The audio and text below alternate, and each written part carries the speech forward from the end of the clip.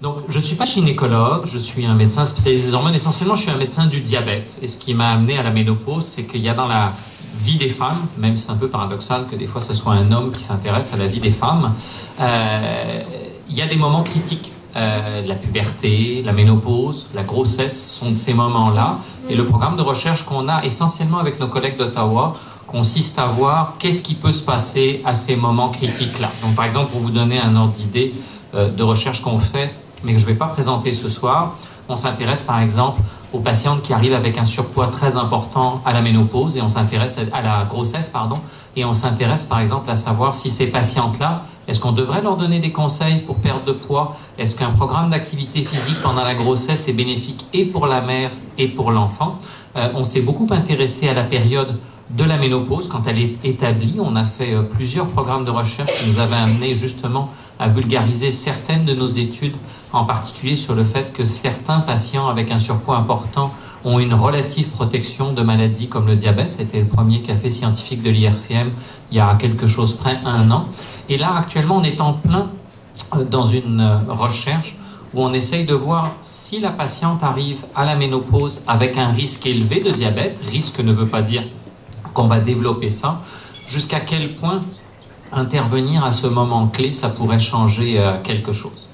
Pour ma vie de tous les jours, je suis un médecin qui prend encore des gardes, la preuve, cette semaine, mais je suis surtout un médecin qui va soigner des patients avec du diabète, même si la recherche que je fais m'amène à travailler aussi sur les domaines reliés à l'obésité. D'ailleurs, 9 patients sur 10 sont ce qu'on appelle des diabétiques de type 2 et 9 patients sur 10 des patients diabétiques de type 2 auront du surpoids ou de l'obésité. Donc, c'est un problème important pour moi. Et notre laboratoire travaille essentiellement autour du mode de vie, donc des programmes d'exercice, des programmes d'intervention nutritionnelle qui peuvent être des fois très pointus, aider les jeunes diabétiques de type 1 à mieux calculer leurs glucides et des fois être plus généraux. Alors, pour vous montrer ce que j'ai, moi je suis là vraiment pour mettre les choses, encore mettre la table, donc on va parler effectivement de définition, qu'est-ce que c'est la périménopause, qu'est-ce que c'est la préménopause, qu'est-ce que c'est le diabète, qu'est-ce qu'on peut faire quand on est à risque de diabète. Alors, sur une échelle de temps très très simplifiée, je m'excuse, moi aussi je vieillis et j'ai des verres progressifs, donc il faut que je puisse voir un peu ce qui se passe sur le côté. Donc sur une échelle de temps ici, la périménopause, c'est une période qui va commencer quelques mois avant l'arrêt des règles et qui va être marquée justement quand les règles deviennent irrégulières. Alors pour certaines patientes, c'est très difficile à savoir parce que leurs règles ont été irrégulières toute leur vie, mais pour celles qui ont été toujours avec des règles tous les 28 jours classiquement, c'est là que ça commence. La ménopause, c'est normalement le 366e jour après l'arrêt des règles. Donc c'est 1 an pile après les règles. À partir de ce moment-là, on considère qu'une patiente est ménopausée. Des fois, c'est pas tout à fait simple parce qu'on peut avoir un fibrome, ça peut ressaigner un peu, est-ce que c'était des règles ou pas. Mais après l'arrêt de règles classique, ça c'est la ménopause. Donc, l'arrêt des règles, c'est le début de la ménopause. On parle de périménopause 12 mois après, et on parle la période de périménopause, on parle de ménopause, pardon, 12 mois après. Et la périménopause, c'est toute la période qui s'étend entre le moment où les règles deviennent irrégulières et l'arrêt complet des règles, plus 1 an. Et donc, beaucoup de choses indiquent que pendant cette période-là, les changements hormonaux et les conséquences de certains changements hormonaux font qu'on a peut-être un petit peu plus de risque de développer le diabète à ce moment-là. Alors, qu'est-ce que c'est le diabète? Le diabète, c'est beaucoup plus mathématique. C'est des taux de sucre. On est diabétique quand on a un taux de sucre un peu élevé, mais ça, c'est comme les excès de vitesse sur la route. On s'entend que pour fonctionner dans la vie, on a besoin de limites.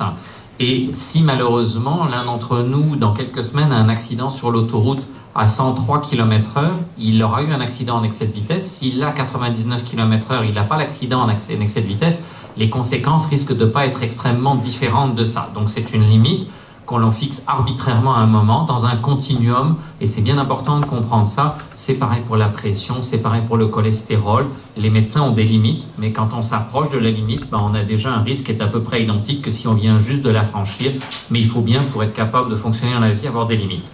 Alors, on peut avoir un taux de sucre anormal à jeun. On parle de diabète quand il est au-dessus de 7. Généralement, c'est totalement asymptomatique, ce qui explique que les médecins vont demander ce dosage sur une base régulière. Généralement, après 40 ans, on recommande de le faire une fois tous les 3 ans. On peut aussi des fois devenir diabétique et ou avec une montée des taux de sucre après les repas. Là aussi, très souvent, les gens ont très peu de symptômes, encore que des fois, ils nous disent oh, « je suis un petit peu fatigué après les repas, je pique un peu du nez ». On peut très bien piquer du nez sans avoir de diabète, mais quand on a des facteurs de risque sur lesquels je vais parler, ça peut être ça. À l'opposé, même si plus d'un patient sur deux n'a aucun symptôme, il y a des symptômes qui doivent vraiment attirer l'attention des gens. Quelqu'un qui a anormalement soif, quelqu'un qui urine plus, quelqu'un qui a une fatigue anormale, quelqu'un qui fait des infections récurrentes. Par exemple, chez la femme, les infections gynécologiques qui reviennent, les vaginites qu'on n'arrive pas à traiter, la petite plaie qui ne guérit pas, ça c'est des choses qui doivent amener à rechercher un taux de sucre plus élevé. On va aussi le rechercher dans d'autres facteurs et je vais vous le montrer tout à l'heure. Donc on est diabétique et ou quand notre glycémie à jeun est supérieure à 7 et ou si après un repas, 1 à 2 heures, ça monte au-dessus de 11. Néanmoins, il y a toute une zone grise, si j'ose dire, qu'on appelle le prédiabète, un peu comme il y a la ménopause et la périménopause, il y a le diabète et il y a le prédiabète, et on considère au Canada que quelqu'un devrait avoir une glycémie normale en bas de 5,7, de façon extrêmement intéressante. La plus grande étude épidémiologique qui a été publiée il y a quelques jours, qui comporte 1,3 million de personnes, trouve exactement le même chiffre pour marquer l'augmentation du risque de maladie, ou 7,8 après les repas. Donc normalement, ça c'est des chiffres qu'il n'est pas inutile de connaître, de façon à être capable d'interpréter une prise de sang. Vous savez qu'au Canada, vous avez rarement accès à vos prises de sang, mais si vous allez dans la plupart des pays européens, le laboratoire va vous demander de prendre votre prise de sang pour l'amener au médecin. Ça a deux avantages. Un, vous pouvez l'avoir, et deux, les examens ne se perdent pas, ce qui est souvent le cas au Canada, malheureusement. Alors, quand on est prédiabétique, notre malchance, notre risque de devenir diabétique est d'à peu près 7 à 10% par an. Deux choses extrêmement importantes ici. C'est pas parce qu'on est dans le prédiabète qu'on va devenir diabétique. En d'autres termes, la séquence n'est pas j'ai une glycémie normale, puis c'est le prédiabète, puis c'est le diabète. Il y a une certaine fluctuation dépendant de nos efforts pour la qualité ou la quantité de l'alimentation, dépendant de l'exercice, dépendant d'autres choses. Il y a des gens, des fois, c'est juste au moment d'une infection qu'on voit le taux de sucre monter. Une autre situation chez la femme qui est très fréquente, c'est la grossesse où on peut voir des taux de sucre plus élevés que la normale.